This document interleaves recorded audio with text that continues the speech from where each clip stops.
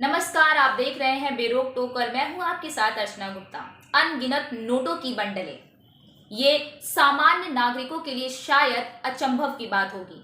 जाहिर सी बात है, होना भी चाहिए कि एक सामान्य नागरिक से अगर आप ये कहें कि अनगिनत नोटों की बंडलें हैं आपके पास, तो वो व्यक्ति अचंभित हो उठेगा। लेकिन ये सच है। कानपुर के इत्र कारोबारी पीयूष जैन के घर से 5 दिन से छापेमारी की जा रही है, जिसे आयकर विभाग और जीएसटी खुफिया एजेंसियों के द्वारा इसकी छापेमारी 5 दिन से की जा रही है। जिसमें रविवार को जब रविवार को छापेमारी का अंतिम दिन था, तो उसमें जो प्राप्त रकम थी उसको 357 करोड़ रुपए गिना गया है और रविवार को ही पीयूष जैन को गिरफ्तार करके 14 दिन की न्यायिक हिरासत में भेज दिया गया है।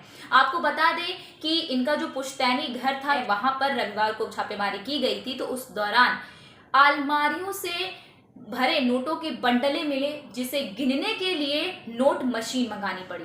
अब वो भी आप सोचिए, एक नहीं, दो नहीं, 8 से 10 मशीनें मंगाई गई, तब उनका पैसा गिना गया।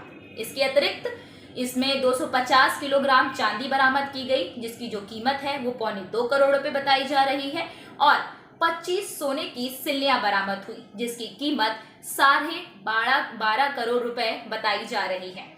अब आपको सोचिए कि ये जीएसटी चोरी कर रहे हैं और आपको ये भी बता दें कि इनके ऊपर जो धारा लगाई गई है, जिस धारा के तहत इनको गिरफ्तार किया गया है, वो जीएसटी की धारा 69 है, जिसमें कर चोरी और अवैध कारोबार का जो है इनके ऊपर आरोप लगाया गया है और इसी आरोप में इन्हें गिरफ्तार किया गया है।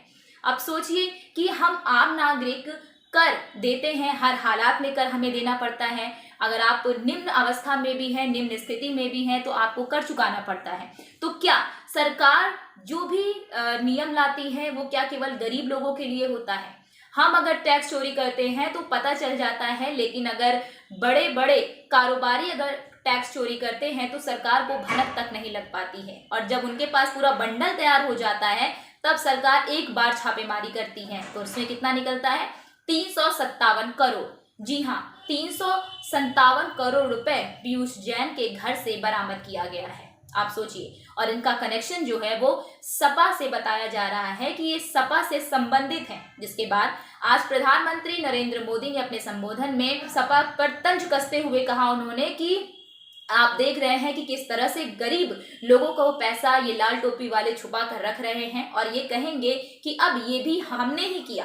तो क्या सरकार को 4.5 साल से पहले याद नहीं आया कि जीएसटी चोरी की जा रही है या फिर टैक्स नहीं भरा जा रहा है? चुनाव के समय इनको याद आ रहा है कि इत्र कारोबारी के पास ऐसा है या सपा के जो कार्यकर्ता है या नेता है उनके पास पैसा है। सरकार को सोचना चाहिए कि चुनाव आने से पहले ही वो जागरूक क्यों होती है। क्या 4.5 साल पहले इनको नहीं पता था?